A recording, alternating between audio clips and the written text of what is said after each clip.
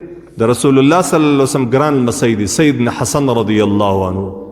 حسن ابن علی رضی الله عنهما دا د رسول الله صلی الله علیه وسلم ګران لمسی د امیر المؤمنین علی ابن ابي طالب رضی الله عنه بچی دی. دا د رسول الله صلی الله علیه وسلم سره د یو ورځ د رسول الله صلی الله علیه وسلم مسجد ته رالی. د مسجد په یو څنډه کې د زکات خورمایو پرتې وي. د زکات خورمایو راغلی وي.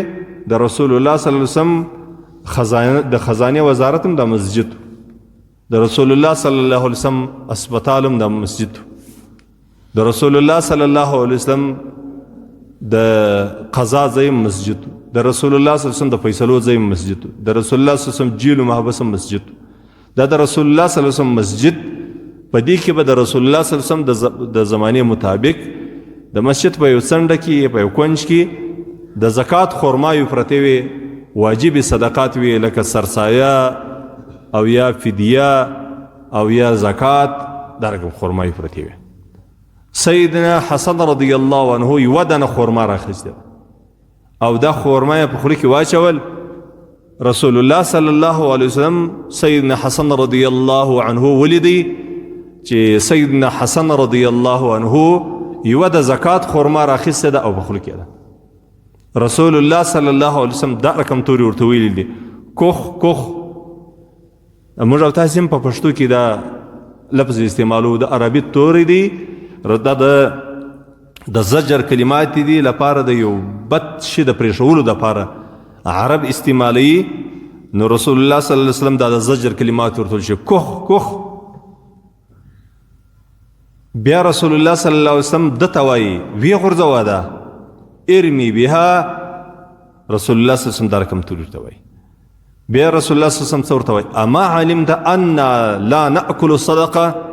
حسنه ته په دې نه خبر چې اهل بیت بني هاشم باندې هغه صدقه نه خوري، یعنی هغه واجب صدقات د زکات خورما، د فدیه خورما، د صدقه الفطر خورما یا بل شی چې په دې کې راغلی، دا بني هاشم د رسول الله صلی الله علیه وسلم اولاد دا نه خوري، دا پر دې باندې حرام. په بل روایت کې راځي رسول الله صلی الله علیه وسلم دا ورته ویل دي وفي روایت ان لا تحل لنا الصدقه.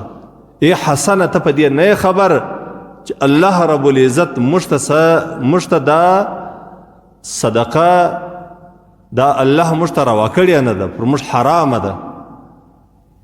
د دغه روایت سره مطابق ما هغه مسله بیان کړې ده. بعضې خلکو پوښتنه بیا هم بار بار په دې کې پوښتنه راسه کړې ده و سید ته د زکات ورکول.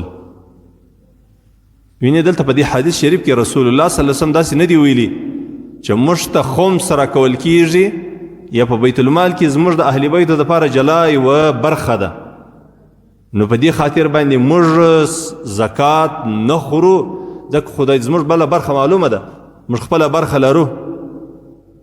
بلکې رسول الله صلی الله علیه وسلم دا رقم ورته چې دا موږ ته حلاله نه ده.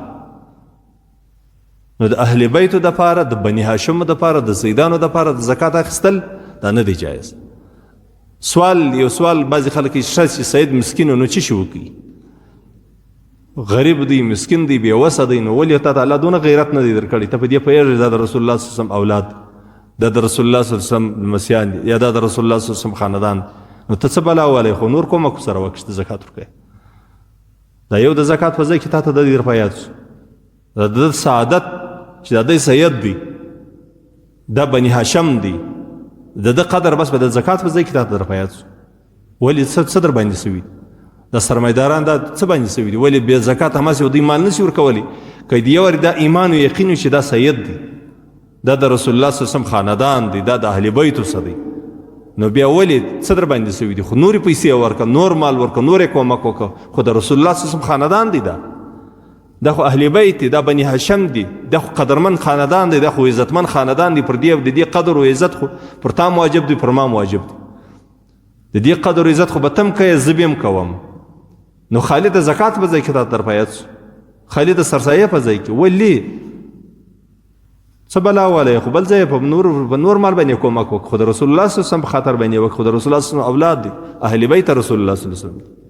موږ دلته موږ په د بېدیني دلته پر موږ باندې زور وکړي. زکات فرضي زکات دی، خو هغه د رسول الله صلی الله علیه وسلم صریح توري دا وایي دا خوړل پر موږ باندې حرام دي.